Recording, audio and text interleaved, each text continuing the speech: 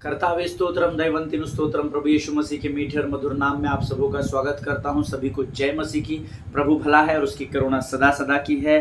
परमेश्वर का मैं धन्यवाद देता हूं इस सुंदर और पवित्र समय के लिए, जिस विषय को लेकर परमेश्वर की आत्मा पिछले 1 महीने से लगातार हमारे मध्य में कार्य कर रही है। परमेश्वर के इस सब्जेक्ट के लिए, इस विषय के लिए मैं यहोवा का धन्यवाद देता हूं कि परमेश्वर अपने वायदे का पक्का परमेश्वर है और वो हमें इतने गंभीर बातों को सिखा रहा है। वो हमें अपने शत्रु के विषय में सिखा रहा है, जिसको सीखना और समझना धर्मी के लिए बहुत ज़रूरी है। हालेलुया। मैं आपको बताऊं, जब आप इन वचनों को सीख रहे हैं, परमेश्वर की सामर्थ हम में से हर एक के अंदर डिपॉजिट होती चली जा रही है। और वचन कहता है, मेरी बाई और 1000 गिरेंगे, 10,000 मेरी दाई और गिरेंगे, बिना किसी हानि करके वो डर जाएंगे और भाग जाएंगे। आमीन। आप जानते हैं ये शत्रु जो 1000 इधर पड़े हुए और 10,000 इधर पड़े हुए हैं, ये क्यों भागते हैं? क्योंकि जिस वचन को परमेश्वर हमें सिखाता है, जब हम उसको सीखते हैं, जब हम उसको समझते हैं, तो वे वचन इस पुस्तक से सामर्थ के नाई उठते हैं और परमेश्वर की आत्मा उसको हमारे अंदर डिपॉजिट कर देती है। हालेलुया। और जब शत्रु दाई और बाई ओर से हमारे ऊपर हावी होने आता है और जब हम शब्दों से वचनों का अंगीकार करते चले जाते हैं, तो ये डर कर भागने लगते हैं। हालेलुया। क्योंकि स्वर्ग का परमेश्वर यीशु मसीह, जो परमेश्वर पिता का पुत्र है, उसने खुद ने वचन में कहा है कि मैंने अपने नाम से भी अधिक महत्व परमेश्वर के वचन को दिया है और वो वचन ही परमेश्वर है। हालेलुया। आमीन। आज के इस सुंदर समय में आप सबों का मैं स्वागत करता हूं। हम जिस विषय को सीख रहे हैं, जिस विषय पर हम अध्ययन कर रहे हैं, प्रभु का धन्यवाद हो। कई लोग उसके द्वारा आशीषित हो रहे हैं, कई लोगों की गवाही आ रही है, कई लोग मुझे फ़ोन कॉल्स कर रहे हैं। अब मुझे पता नहीं कितने लोग देखते हैं, कितने लोग सुनते हैं, लेकिन आशीष जिनको आएगी ना, वो गवाही ज़रूर देगा, ये मुझे पता है। आप लोगों को वचन समझता ही नहीं होगा शायद, इसलिए शायद आप लोगों के फ़ोन कॉल्स नहीं आते, आपके ईमेल्स नहीं आते, आपके कमेंट्स नहीं होते हैं कमेंट बॉक्स में। बट आई डोंट नो, मैं यहाँ पर इसलिए आता हूँ क्योंकि ये परमेश्वर की दी हुई आज्ञा है। आमीन। मुझे आपके विषय में नहीं पता, लेकिन परमेश्वर ने जो आज्ञा मुझे दी है उसे पूरा करने के लिए पिछले 3 वर्ष से मैं लगातार यहाँ पर आ रहा हूँ।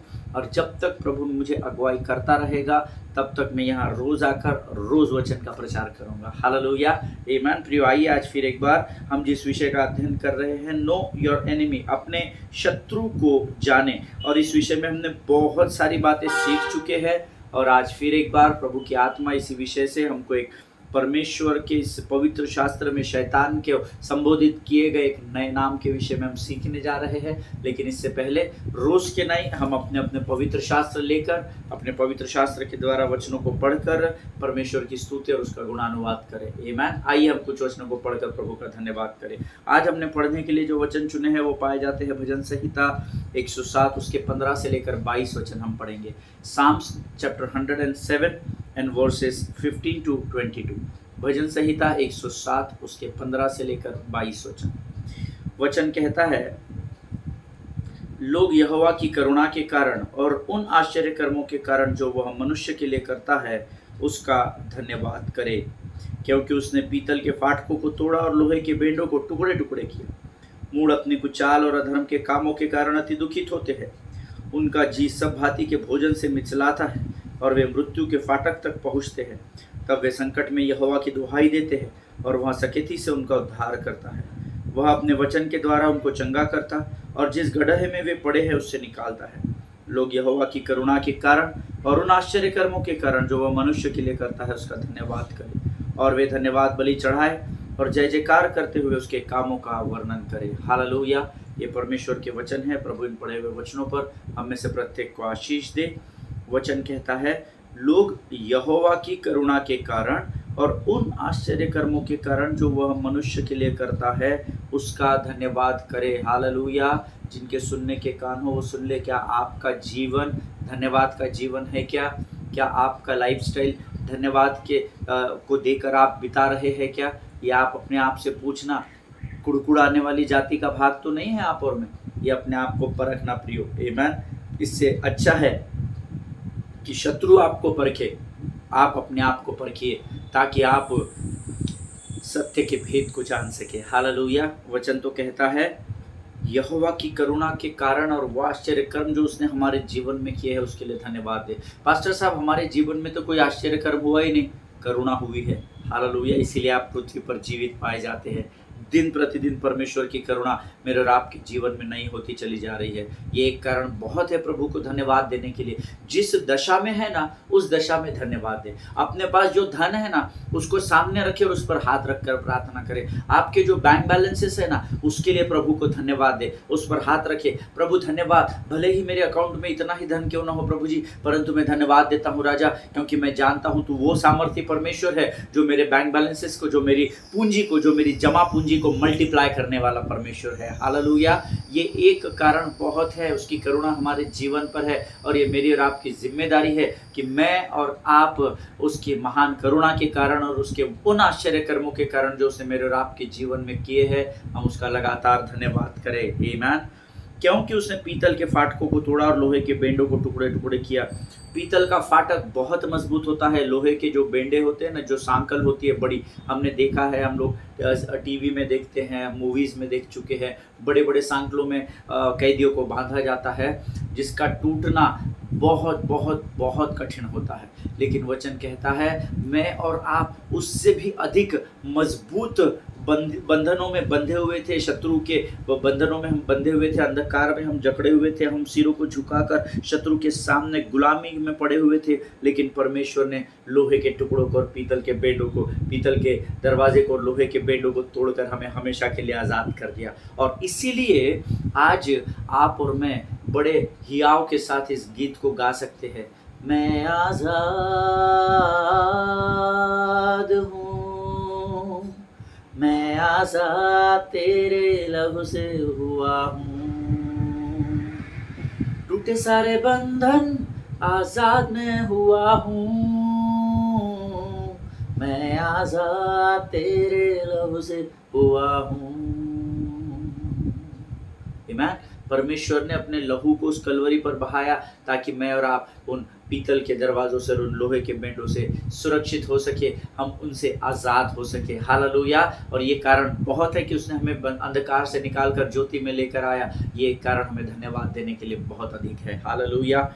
मूढ़ अपनी कुचाल और अधर्म के कामों के कारण अति दुखित होते हैं। जो मूर्ख होते हैं ना, मूर्ख होता है। हालेलुया। और मूर्खता के काम करने के कारण वो अधर्म की ओर बढ़ता चला जाता है और वचन कहता है उसके कारण मूर्ख को केवल दुख और दुख ही प्राप्त होता है। हालेलुया। तो पास्टर साहब, ब्रदर, हम तो मूर्ख काम नहीं कर रहे, हम तो प्रभु के वचन के अनुसार कर रहे, फिर भी हम दुखी क्यों हैं? नहीं, आप दुखी नहीं हैं। ये आप दुखी रहना आपके विकट परिस्थितियों में, आपकी परीक्षा के समय में, आपके परखे जाने के समय में अगर आप दुखी है तो ये आपका चुनाव है। परमेश्वर की ओर से दुख नहीं आता। आमीन। परमेश्वर दुख को सुख में बदलने वाला परमेश्वर है। लेट द वीक से I am strong and let the poor से आई एम रिच। जो निर्धन है वो कहे मैं धनवान हूँ और जो कमज़ोर है वो कहे मैं बलवान हूँ। ये परमेश्वर कहता है। जब आप कमज़ोर है तब आप अपने आप को बलवान कहना सीखे, जब आप निर्धन है तब आप अपने आप को धनवान कहना सीखे। क्यों कहे? क्योंकि उस विकट परिस्थिति में चाहे संसार आपके साथ हो ना हो, पर परमेश्वर आपके साथ रहेगा। और जहाँ यहोवा होता है, वचन वायदा करता है कि यहोवा के निकट आनंद की भरपूरी होती है। हालेलुया। आमीन। मूढ़ दुखित होता है, मूर्ख व्यक्ति दुखित होता है। लेकिन अगर आज आपकी परिस्थिति विकट और कमजोर है, इस कमजोर परिस्थिति में जब आप आनंद को मनाते हैं तो शत्रु आपके पांव के नीचे कुचल दिया जाता है। हालेलुया। आमीन। आगे वचन कहता है उनका जी, जो मूर्ख होते हैं उनके विषय में बाइबल कहता है उनका जी सब भांति के भोजन से मिचलाता है और वे मृत्यु के फाटक तक पहुंचते हैं। इस मूर्ख को क्या है? शत्रु लालच देता है, शत्रु इसको बरगलाता है और इसको जो कुछ भी मिलता जाता है ये उसको समेटता चला जाता है। लेकिन वचन कहता है ऐसा करते करते, क्योंकि वो मूर्ख है, वो प्रभु के समझ और ज्ञान को नहीं समझ पाता, बुद्धि का इस्तेमाल नहीं करता है, प्रभु के भय में नहीं रहता है, इसीलिए वो मृत्यु के फाटक तक पहुंचाया जाएगा। आमीन। प्रभु नहीं चाहता कि मूर्ख मृत्यु के फाटक तक पहुंचे, लेकिन ये उस मूर्ख का चुनाव है। अगर वो प्रभु को अपना शरण स्थान और धाम मान लेगा तो परमेश्वर उसे बुद्धि और ज्ञान से भरकर खड़ा कर देगा। हालेलुया। आमीन।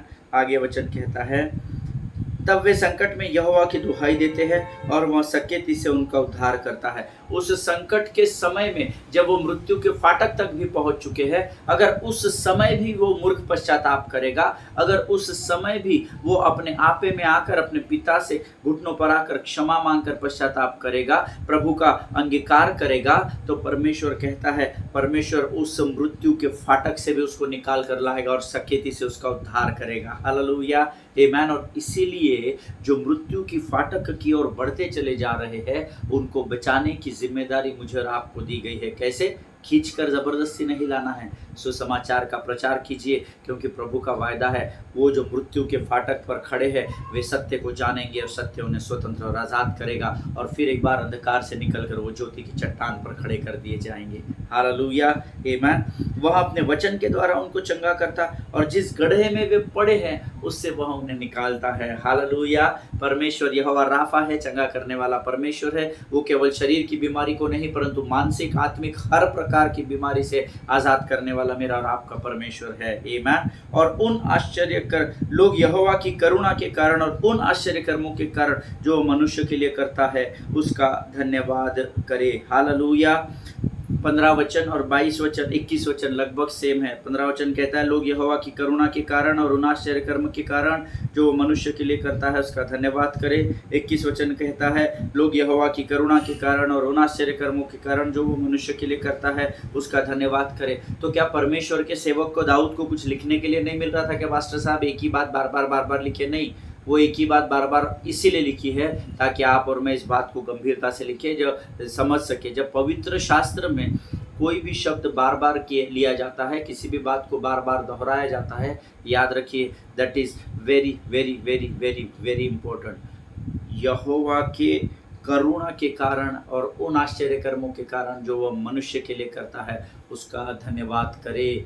वो अपने कार्य से नहीं मुकर रहा है। उसकी करुणा रोज़ दिन प्रतिदिन नहीं होती है, उसके आश्चर्य कर्म रोज़ हमारे जीवन में होते हैं, पर हम रोज़ धन्यवाद करना भूल जाते हैं। इसीलिए वो बार बार हमको स्मरण दिला रहा है, हर परिस्थिति में यहोवा का धन्यवाद करें। हालेलुया। और वे धन्यवाद बलि चढ़ाए और जय जयकार करते हुए उसके कामों का वर्णन करे। यहोवा के कामों का वर्णन करना अर्थात अपने जीवन की गवाही, वो भले काम जो परमेश्वर ने आपके जीवन की विकट और कठिन परिस्थिति में आपके जीवन में किए। जब संसार ने आपको त्याग दिया तब उस परमेश्वर ने आपके हाथों को पकड़कर अपने पास लेकर आया। परमेश्वर का वचन कहता है उस परमेश्वर के कामों का वर्णन करे। हालेलुया।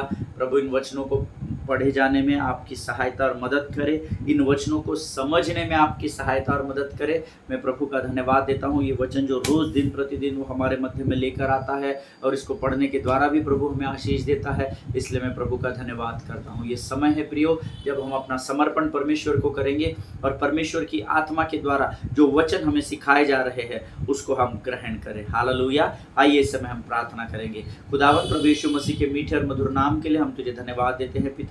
प्रभु परमेश्वर पिता, इस सुंदर और पवित्र समय के लिए जो तू हमारे जीवन में लेकर आया, हम तेरा गुणानुवाद करते हैं। हम उन सारे उपकारों को स्मरण करते हैं जो तूने हमारे जीवन में किए हैं। हम सारे उपकारों के लिए तुझे धन्यवाद देते हैं राजा।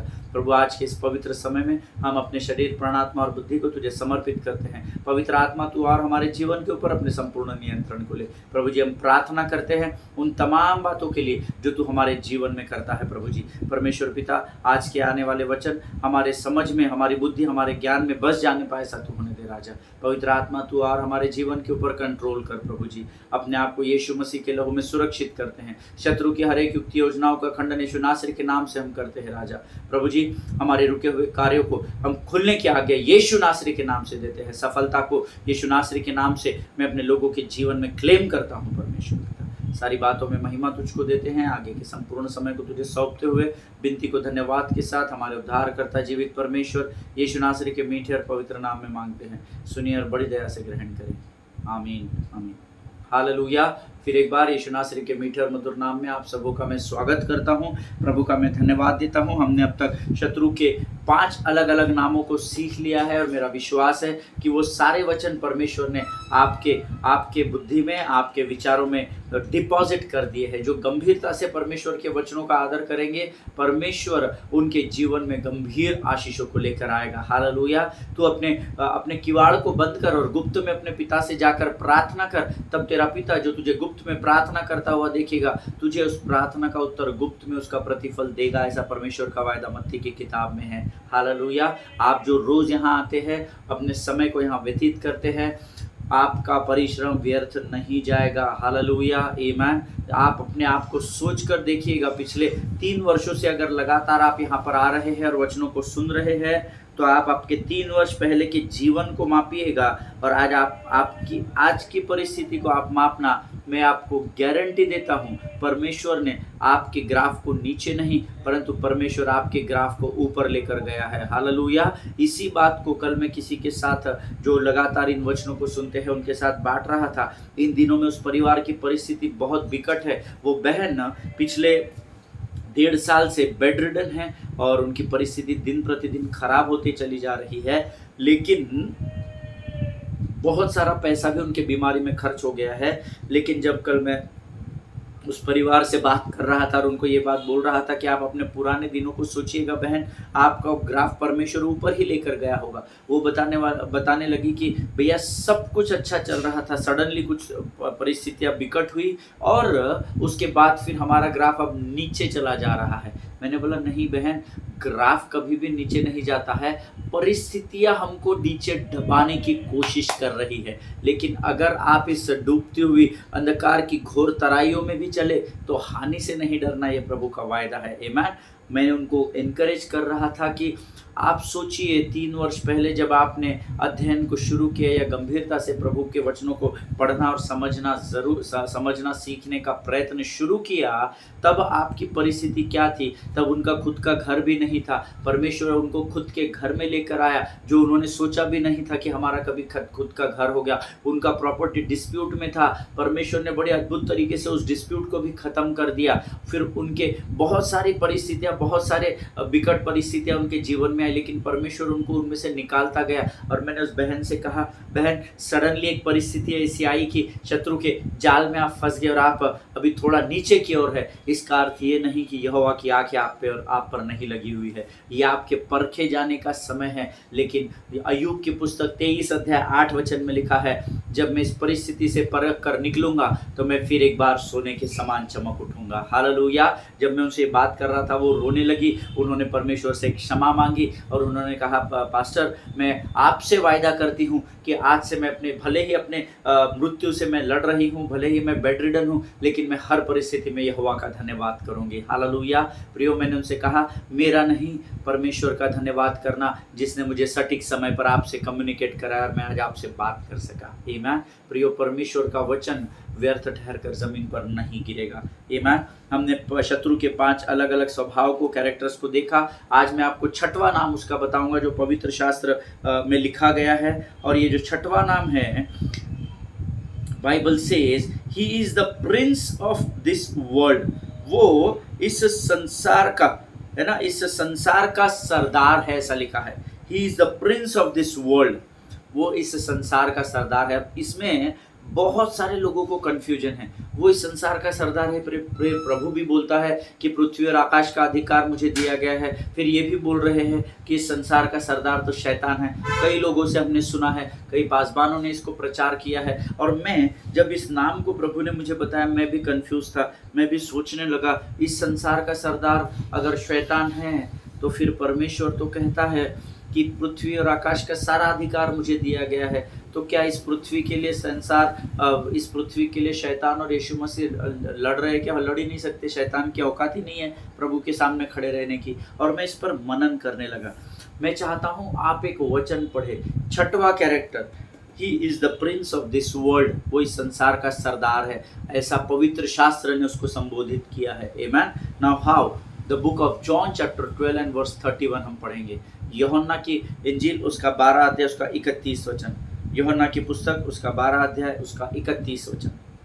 It says, now is the judgment of this world. Now shall the prince of this world be cast out. Amen. The prince of this world, वही मैंने अभी आपको बताया, is the prince of this world, ऐसा Bible में लिखा है। उसका एक नाम, उसका एक स्वभाव, एक कैरेक्टर, वो इस संसार का सरदार है। हिंदी में लिखा हुआ है, अब इस संसार का न्याय होता है, अब इस संसार का सरदार निकाल दिया जाएगा। हालेलुया, आमीन। यानी एक वायदा तो प्रभु का हमको स्मरण रखना है कि इस संसार का सरदार हमारे आगे टिक नहीं पाएगा, उसको परमेश्वर निकाल देगा। Now is the judgment of this world, now shall the prince of this world be cast out. Amen. यीशु मसीह ने स्वयं शैतान को इस संसार का सरदार कहा है। जिनके सुनने के कान हो वो सुन ले। तो फिर प्रभु के वचन में तो लिखा है, आकाश और पृथ्वी का अधिकार भी मेरे पास, एब्सोल्युटली करेक्ट। परमेश्वर का वचन फेल नहीं है, वो कल आज और युगानुयुग एक सा है। एक बात मैं आपको बताना चाहता हूँ कि यहाँ पर ये जो world, now is the judgment of this world, अब इस संसार को अंडरलाइन कर ले। अब यहाँ पर एक बात ध्यान में रखिएगा कि ये जो वर्ल्ड या संसार, ये जो शब्द आया है, उसका अर्थ पृथ्वी या सृष्टि नहीं है। आमीन।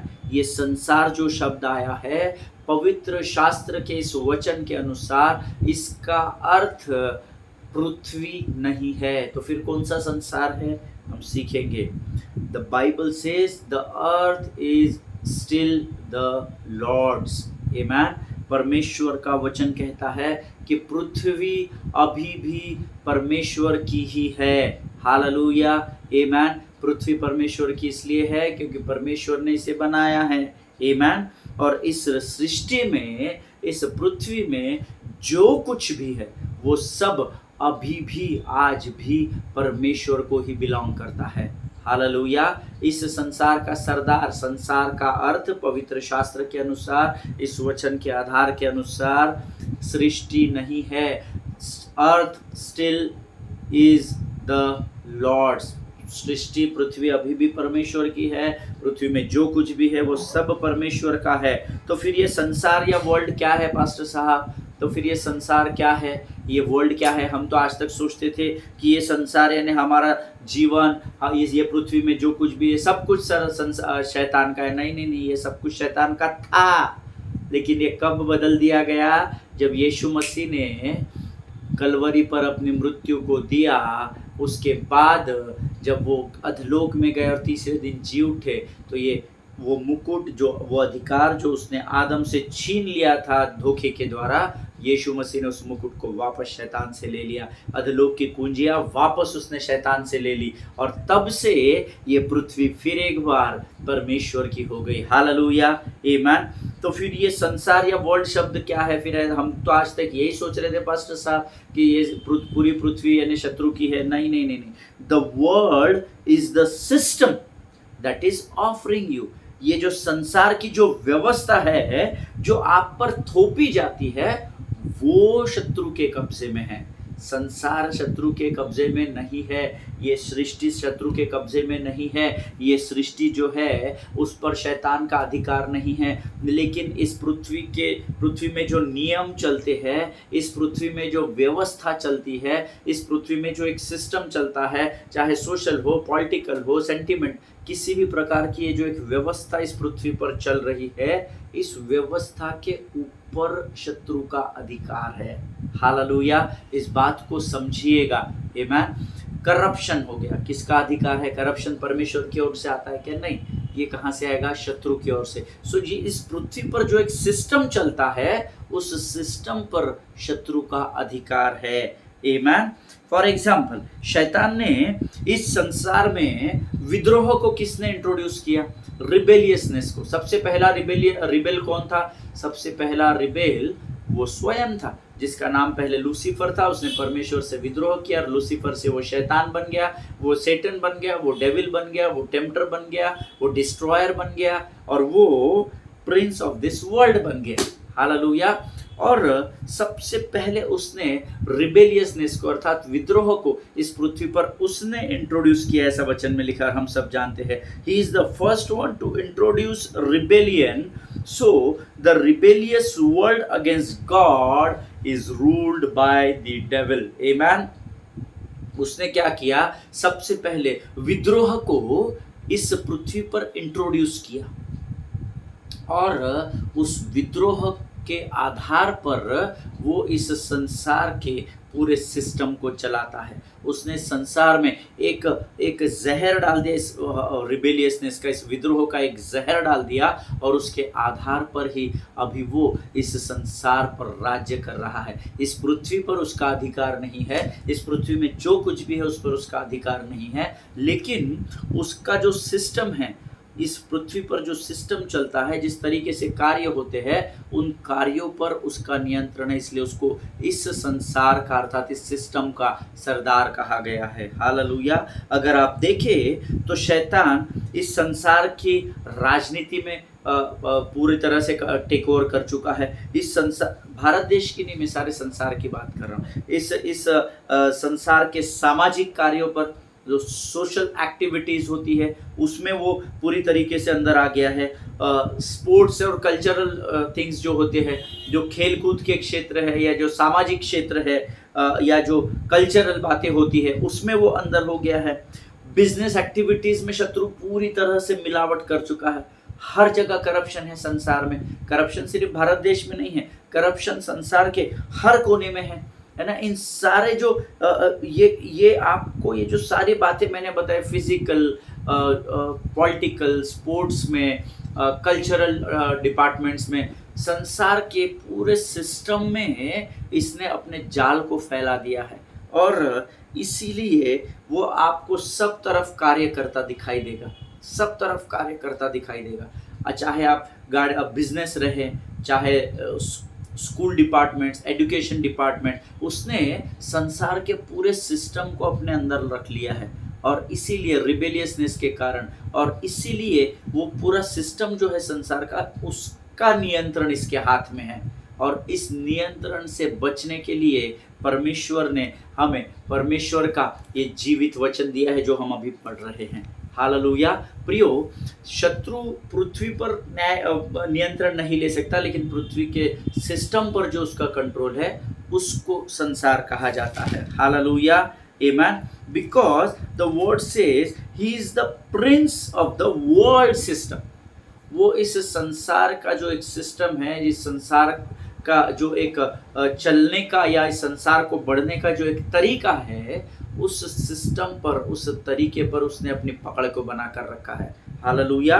और फिर इसके बाद वो क्या करता है, इसमें मिलावट करता चला जा रहा है और उस मिलावट के कारण इस संसार का सिस्टम करप्ट होता चला जा रहा है। वो खुद करप्ट है ना। हम जानते हैं, योर विजडम वॉज करप्टेड, तेरी बुद्धि बिगड़ गई है।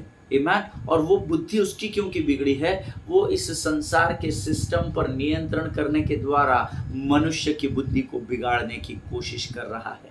हालेलुया। और इसीलिए इस सिस्टम पर उसका पूर्ण नियंत्रण है। इसलिए आप जगह जगह देखते होंगे, कई बार डिफेंस सिस्टम में नकली दारू गोला इस्तेमाल हो जाता है, कई बार नकली चीज़ों का इस्तेमाल किया जाता है। आजकल हम देखते हैं खाने की चीज़ों में मिलावट है, कोल्ड ड्रिंक्स में मिलावट है, गंदगी सब तरफ फैली हुई है। इन सारी बातों के ऊपर शत्रु ने अपने नियंत्रण को रखा है। क्यों? क्योंकि उसकी बुद्धि बिगड़ी हुई है, वो एक रिबेल है, वो एक विद्रोह करने वाला है और इसके कारण उसने अपने स्वभाव को इस संसार के सिस्टम में पूरी तरीके से घोल दिया है, मिक्स कर दिया है और इसीलिए हर जगह करप्शन और मिलावट का कार्य हो रहा है। हर जगह हो रहा है। चर्च भी इससे अछूता नहीं है। आमेन।